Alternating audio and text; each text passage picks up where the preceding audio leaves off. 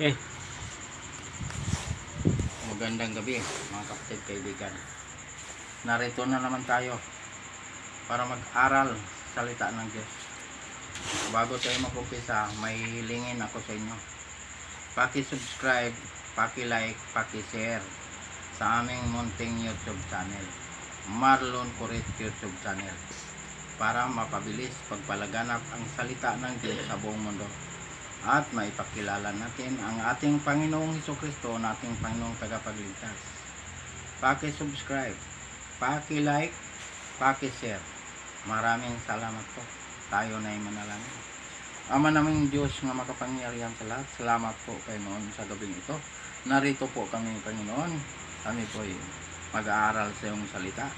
Basbasan mo po, Panginoon, ang lahat ng taga-subaybay at lahat ng tagapakinig nitong mensahe na ito, na sila'y makakilala sa iyo at ikaw ay tanggapin bilang Panginoon at tagapagligtas.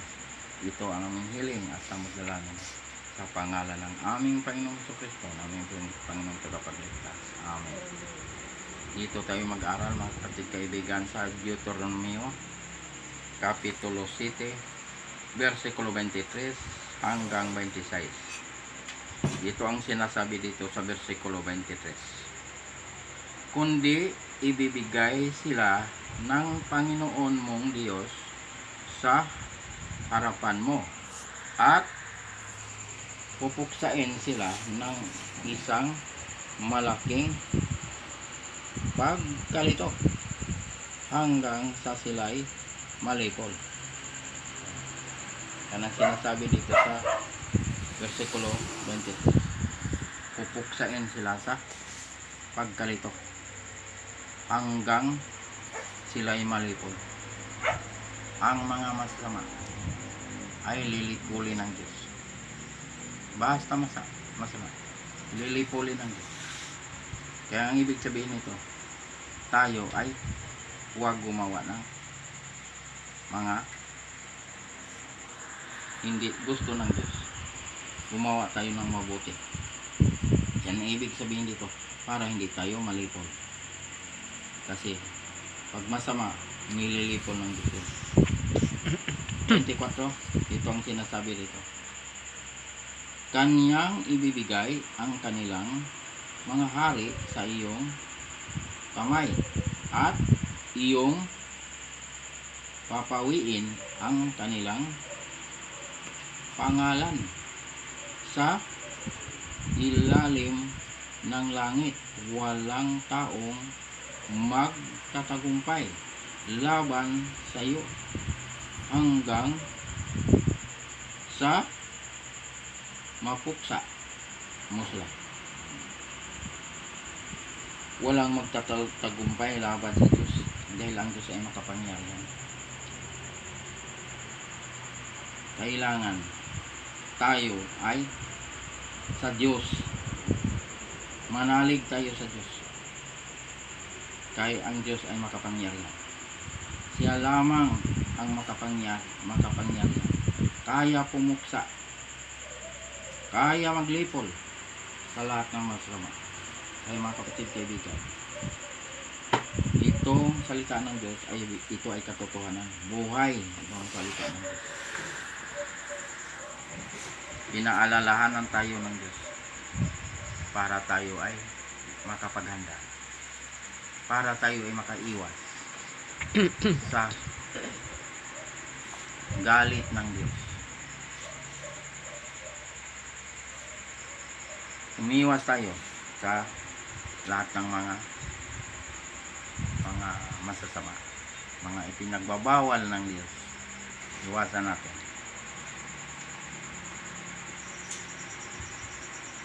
para hindi tayo mapuksa. Pupuksain ng Diyos ang mga masama. 25. Ito ang sinasabi dito sa 25. Iyong susunugin sa apoy ang mga larawang inanyuan sa kanilang mga Diyos. Huwag mong pagnanasaan ang pilak o ang ginto na nasa mga iyon, ni kukunin mo para sa iyo upang ikaw ay huwag mabitag nito sapagkat ito'y karumal-dumal sa paningin ng Diyos.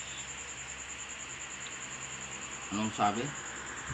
Sunugin ang mga larawang inanyuan. Yan ang sabi ng Diyos. Dahil ito ay karumal-dumal. Ang Diyos ang may sabi nito. Ipasunog ang mga larawan o mga ano pa dyan, mga imahin o rebulto. Ipasunog ng Diyos. Kay karumal-dumal sa paningin ng Diyos yan. Yan ang sabi ng Diyos. Kaya nga, iwasan natin ito. Lumayo tayo sa mga Diyos-Diyosan. Dahil, ang sabi ng Diyos, ito ay karumal-dumal. Huwag tayong mag-tiner nito. Dahil, ang Diyos ay nagagalit. Ipasunog niya. Itong sinabi rito. Sunugin ninyo ang kanilang mga larawan o mga ano pa nito, mga rebulto, mga iman. Ipasunog ng Diyos yan dahil bawal sa paningin ng Diyos yan. Karumal-dumal sa paningin ng Diyos yan. Pinapaiwas tayo nito para hindi tayo maparusahan ng Diyos. Last verse 26.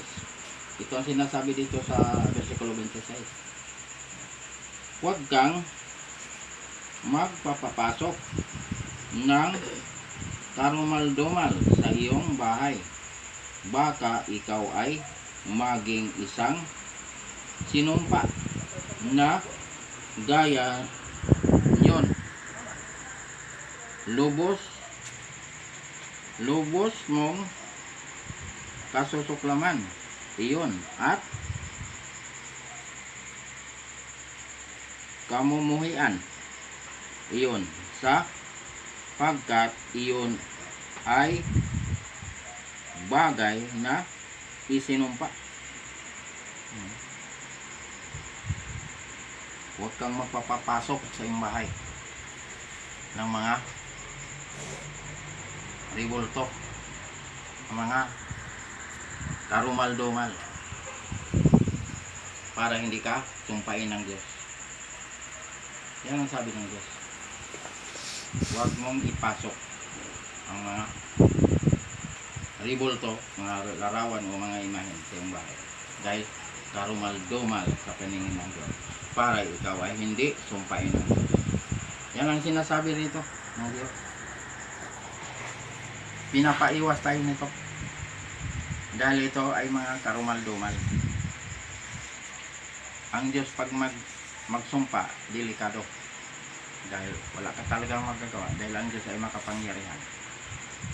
Kaya mga kapatid, kaibigan, itong mensahe na to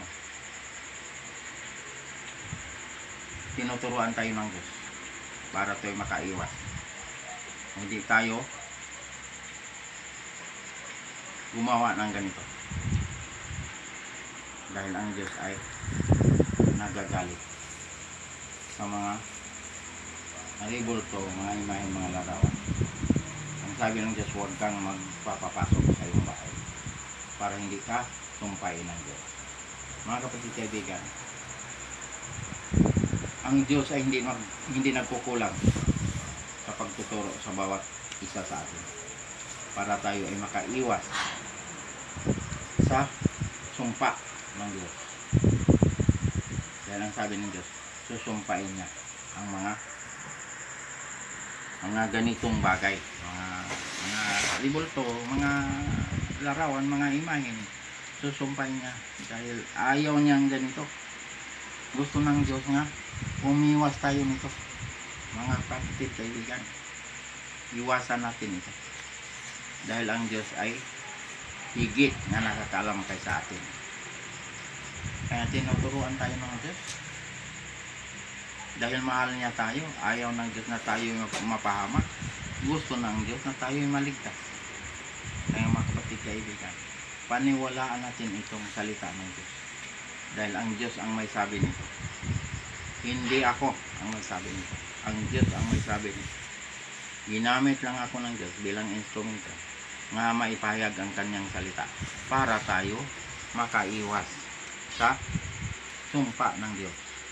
Mga kapatid, kaibigan, kay Kristo tayo lumapit. Manalig kay Kristo. Tanggapin si Kristo bilang Panginoon at tagapagligtas. Dahil siya lamang ang ating Panginoong tagapagligtas. Walang iba na tagapagligtas. Si Kristo lamang ang tagapagligtas. Gawa 4:12. Kaya nga, sa gabi nito, sino man ang hindi pa nakakatiyak sa kaligtasan, tiyakin natin ang ating kaligtasan. Ngayong oras na ito, paano pagtiyak? Manalig kay Kristo. Tanggapin si Kristo bilang Panginoon at tagapagligtas. Ayan. Yan ang ating gagawin para tayo ay magkaroon ng buhay na walang hanggan. Pangalan ay nakasulat sa aklat ng buhay. Matapos mong tinanggap ang ating Panginoon, anong gagawin mo? Magpabautismo sa pangalan ng Ama, pangalan ng Anak, pangalan ng Espiritu Santo. Ayan ang gagawin. Dahil ang bautismo ay mahalaga. Paglubog mo sa tubig, namatay ka kasama ni Kristo. Pag-ahon mo, nabuhay ka kasama ni Kristo. Kaya nga ikaw ay nagiging bagong nilalang na, wala nang dating pagkatao. Pangalawang Korinto, Kapitulo 5, versikulo 17. Ikaw ay bagong nilalang na, wala na ang dating pagkatao. Ikaw ay nakatawid na sa kamatayan tungo sa buhay na walang hanggan. Juan 5:24. Buhay ka pa, nakatawid ka na sa kamatayan.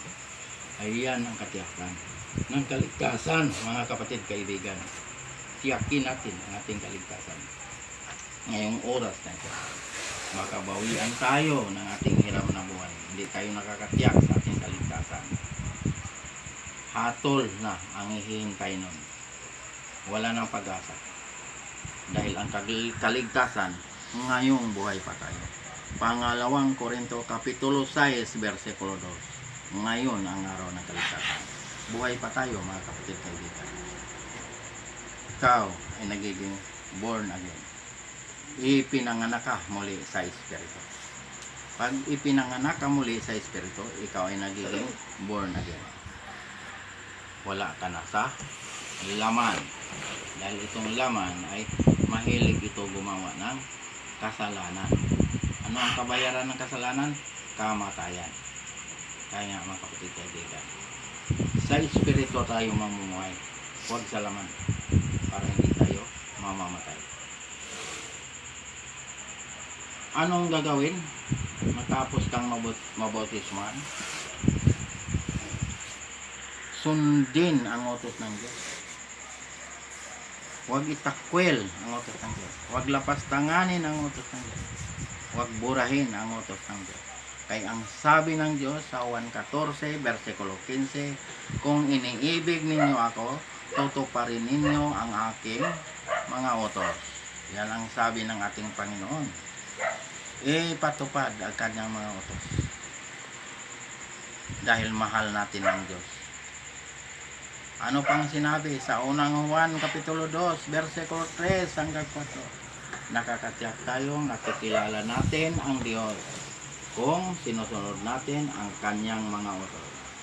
Verse 4, ang nagsasabi nga nakikilala ko siya, ngunit sumusuway naman sa kanyang mga utos, ay sinungaling at wala sa kanyang katotohanan. Ayan ang sinasabi ng Diyos. Dahil nasa utos ng Diyos ang palatandaan ng Diyos. Ano ang palatandaan ng Diyos? Na tayo nakakilala sa Kanya. Ang Sabat, ang ikapitong araw. Naglagay ang Diyos ng palatandaan. Ang ikapitong araw. Dahil nilikha itong mundo na ito, nilikha ng Diyos sa loob ng 6 na araw. Anong araw yun? nung nilikha ito, yung sinasabing 6 na araw. Saan nag-umpisa yun? Linggo, Lunes, Martes, Miyerkules, Huwebes, hanggang Biyernes. Natapos ng Diyos paglikha itong mundo nito. Pati tayo nilikha ng Diyos. Ang sabi ng Diyos, sa ika-7 araw ay nagpahinga siya. Nagpahinga ang Diyos sa ika-7 araw. Ang Diyos may sabi dito. Bakit? Nagpahinga ang Diyos. Napagod ang Diyos? Hindi napapagod ang Diyos. Dahil ang Diyos ay makapangyarihan. Sinabi ng Diyos kasi ay nagpahinga para tayong kanyang mga nilalang, mga hinirang, mga anak sumunod sa kanya. Para tayo ay makapasok sa kapahingahan ng Diyos. Kaya naglagay ang Diyos ng palatandaan. Anong palatandaan ng Diyos? Ang Sabat, ang ika-7 araw. Dahil ang Sabat ay banal na araw. Binasbasan. Ibinukod para sa Diyos. Para sambahin natin ang Diyos sa espiritu sa katotohanan. Kaya nga, ang Sabat ay banal na araw. Palatandaan ng Diyos nga tayo nakakilala sa Kanya. Ezekiel 20:20. Kaya sa bagong langit, bagong lupa, ang samba ron ay Sabat. Hindi linggo. Saan basa? Isaiah 66, versikulo 22 hanggang 23. Versikulo 22, mababasa mo ang bagong langit, bagong lupa. Mababasa mo yan sa versikulo 22. Versikulo 23, mababasa mo ang araw ng pamamahinga. Mababasa mo yun. Pero, dito, sa hawak kong Biblia, ang nakalagay dito ay Sabat. Pag nakabasa ka ng araw ng pamamahinga, Sabat yan, hindi yan linggo. Ang sabi ng Diyos, lahat ng bansa pupunta ron para sumamba sa Diyos. Mukhaan, harapan, nakikita natin ang Diyos natin sinasamba. Ayan. Sambahin ang Diyos sa espiritu sa katotohanan. Lahat ng bansa pupunta ron. Hindi lang Israel, hindi lang Hudyo. Ang sinabi ng Diyos. Lahat ng bansa. Pagligtas ka. Pero pag hindi ka ligtas, hindi ka makapasok ron. Hindi ka makapunta ron. Dahil ang mga pangalan lamang na nakasulat sa aklat ng buhay, yun lang makapasok doon, yun lang ang makapagsamba ron. Pero pag pangalan mo hindi nakasulat, hindi ka makapunta ron. Iba ang destinasyon ng mga pangalan na hindi nakasulat sa aklat ng buhay. Ang destinasyon nun ay lawa na po. Yun ang pangalawang kamatayan. Yun ang impyerno. Yan ang destinasyon ng mga tao na hindi naniniwala, hindi nananalig kay Kristo, hindi tumanggap kay Kristo. Kaya pangalan nila wala sa aklat ng buhay. Yan ang katotohanan, mga kapatid kaibigan. Ang Diyos ay hindi marunong sinungaling. Pag sinabi niya ay totoo at matutupad at magaganap. Dahil ang salita ng Diyos ay buhay at katotohanan. Hanggang dito na lang tayo, mga kapatid kaibigan. Paki-subscribe, paki-like, paki-share sa aming munting YouTube channel, Marlon Correct YouTube channel, para mapabilis pagpalaganap ang salita ng Diyos sa buong mundo at maipakilala natin ang ating Panginoong Hesukristo, ang ating Panginoong Tagapagligtas. Paki-subscribe, paki-like, paki-share. Maraming salamat po. Tayo na'y manalangin. Ama naming Diyos nga makapangyarihan sa lahat, salamat po Panginoon sa mga salita mo naming napag-aralan ngayong gabing ito. Basbasan mo po Panginoon ang lahat ng taga-subaybay at lahat ng tagapakinig nitong minsay na to, na sila'y makakilala sa iyo at ikaw ay tanggapin bilang Panginoon at tagapagligtas. Ito ang aming hiling at samot dalangin sa pangalan ng aming Panginoong Hesukristo, na aming Panginoong tagapagligtas. Amen.